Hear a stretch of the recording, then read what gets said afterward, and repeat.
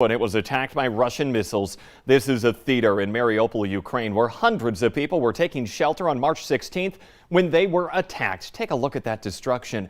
The mayor's office estimates the death toll there about 300 people. Yet Russia says it did not bomb that building.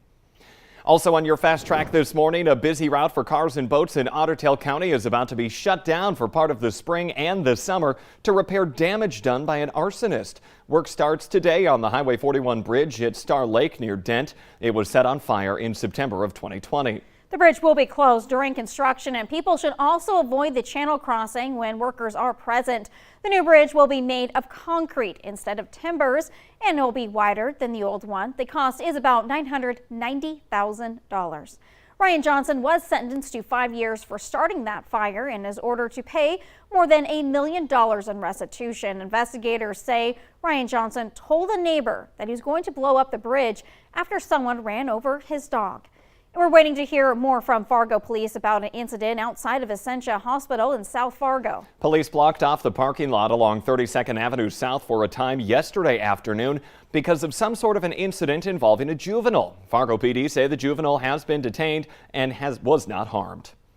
A Minnesota woman is fighting for her life after being hit by a first responders vehicle. Police say the victim had gotten out of her car after a crash near Silver Lake. That's just west of the Twin Cities, and it happened on Saturday morning. That's when what she said she was hit by a pickup that was driven by the fire chief of Silver Lake. No other details have been released. Time now is 6:52. Now over to Lisa for a look at your morning forecast. Good morning. Today is the calm before the storm. We are looking at a beautiful sunrise here in Fargo and looking toward Moorhead this morning, that orange glow on the horizon. And speaking of sunrise, we're finally back to 7 a.m. sunrises here after we made that shift for daylight saving time. Temperatures are below freezing, so watch out for some frosty areas. It's 28 degrees in Fargo with a cloud deck overhead right now. Wind is out of the south-southwest at 3 miles per hour. It's not strong enough to create a wind chill here. In Grand Forks, we've been watching that river go down, and we're at 27 degrees there. South wind at 5 miles per hour, so it feels more like 22. And your sunrise getting close to the 7 a.m. hour. By the way, sunset now around 8 o'clock as well. Nice to see those signs of spring as we are still talking about some snow and wintry weather coming up. We are also dealing with fog, which is often a problem in spring mornings. We're looking at dense fog in parts of Lakes Country. Back over toward Fergus Falls and Elbow Lake. Wadena checking in at a half-mile visibility. So this is the area we're focused in on, though there are some other places where visibility is down just slightly. Up in the Northern Valley, not too many problems going on here, both Crookston and Grafton at 7 miles, so a slight lowering, but not too bad at the moment. Here's a look at your radar and satellite map. Very quiet, just a couple of areas where we may be seeing a few flakes moving through, but for the most part, again, we'll be enjoying conditions that are on the dry side out at the bus stop. The kids will want those layers here. This morning's going to feel kind of chilly, but this afternoon, a lot better. We're looking at 40s, even 50 degrees by the time we get into the 4 o'clock hour, and wind will be picking up. We'll see some wind speeds into the teens, some gusts into the 20s by this afternoon. So not bad here for the start of the week. But as we make our way into midweek, we see that system move in. It'll start with wind overnight. Tomorrow morning, we could already see some moisture at that point. And then that leads up to our first alert weather day on Wednesday, where we're talking about snow. There could be some accumulation. It might be slushy, messy snow because of our temperatures. And wind as well. Just some tough conditions. But we can look ahead to the weekend. Temperatures back into the 50s on Saturday.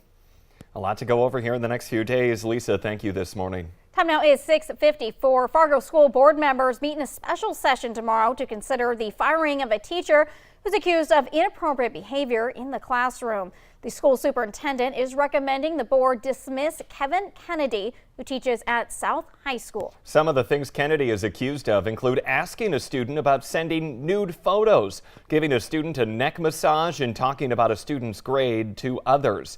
Tomorrow's board meeting is set to start at noon. There is still no word on the cause of a 2-alarm fire at a West Fargo storage facility from over the weekend or the extent of injuries to the people who were living illegally in one of the units.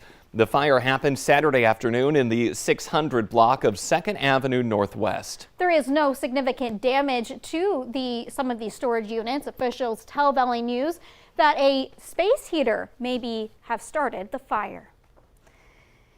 Anyone who has been there will tell you it's a trip of a lifetime. Honor Flight is back after 2 years layoff because of the pandemic, and more than 85 veterans from North Dakota and Minnesota are getting ready for it. They'll be honored in a series of ceremonies in Washington, D.C. and will visit the World War II, Korean War, and Vietnam memorials. Honor Flight is scheduled to head out at the end of the month. We now have a better idea of who will face off for 2 of North Dakota's congressional seats this fall. U.S. Senator John Hoeven was endorsed for re-election over the weekend at the state Republican convention in Bismarck. He defeated ultra-conservative opponent Rick Becker, but only by about 200 votes. Becker painted Hoeven as a big spending, big government politician, but Hoeven's emphasis on continuing North Dakota's economic development and highlighting how he fiercely opposes almost all of the policies by the Biden administration prevailed. Hoeven will likely go up against Democratic endorsed Katrina Christensen in November. She is a professor at the University of Jamestown. Republicans also endorsed Kelly Armstrong for the U.S. House. He is expected to run against Democrat Mark Hogan in the general election, but all candidates will go up for election in North Dakota's June 14th primary. As snowbanks melt, a lot of trash is coming into view, and the new Valley News team is inviting you to take part in the Garbage Bag Challenge. That's right. It's pretty simple. The Valley Today's JC Dodd joins us live this morning, getting a head start on cleaning up our neighborhoods. Good morning, JC. Good morning, Jordan Phoenix. I'm actually just outside the station right now, and I've already have one trash bag filled with garbage that is just littered across the station where we're located here in South Fargo. So what we're inviting the community to do is to get out today, sometime this week, sometime this spring, when the weather's nice, get a garbage bag, wear your PPE, get your gloves, get your safety vest on, double bag, and try and fill up a garbage bag with all of the trash, whether it's around your neighborhood, your apartment complex, your workplace. Get out there, invite your friends, your family, get the kids involved, and clean up the community because it has been a very windy winter. You can see this bush behind me has been collecting garbage all winter long, and thanks to all that snow, it's been hiding it. Well, the snow's gone, and now it is being revealed. So we want help getting out there, getting this community cleaned up for the spring. So yes, get one garbage bag full. Sorry, I was fumbling it, but fill up one garbage bag. I'm going to keep working on it. Now, once you do, we would love for you to submit a picture of you with your full garbage bag on valleynewslive.com. At the very top of the webpage, you'll see Garbage Bag Challenge. We would love to see you partaking. Yeah, and JC, I know earlier you said we had to guess what the number one item you picked up from this was, and I'm going to say it was plastic bags. Yeah, I'll second that. Do we know what it was? Okay, this was actually the first plastic bag I've had. Oh. It was Taco Bell receipts, bags, cups, things like that, which is probably because there's a Taco Bell just a hop and a skip away from the station, but that's what it was. Taco Bell was the winner. All right, okay, fast food garbage it looks like is what you were finding. Okay, JC, thanks for cleaning up. We'll check in again with you later. We have a traffic alert for people driving in West Fargo today. 19th Avenue East is shutting down for the day as workers do a little water main maintenance. That closure is from 9th Street to Queensway. That's just north of I-94. The job should be done by the end of the day today. Golf legend Tiger Woods is practicing at Augusta National, but he hasn't yet decided if he's ready to play at this week's Masters tournament. It's been just over 13 months since Woods damaged his right leg so badly in a car crash that doctors almost considered amputation. Woods shattered a few of those bones in his leg in multiple locations. Those were stabilized by rods, while a combination of screws and pins were used to stabilize additional injuries in his ankle and foot. If Woods decides to play, it would be his first competition against the world's best players since November of 2020. And we'll find out no later than tomorrow if he will play. That's when the Masters will post their tee times. So stay tuned for that. Yeah. The Today Show and CBS Mornings are just about to start, but the Valley Today rolls on. More live, up-to-the-minute news and weather for you coming up on the Fargo CW. Otherwise, have a great Monday. We'll see you tomorrow.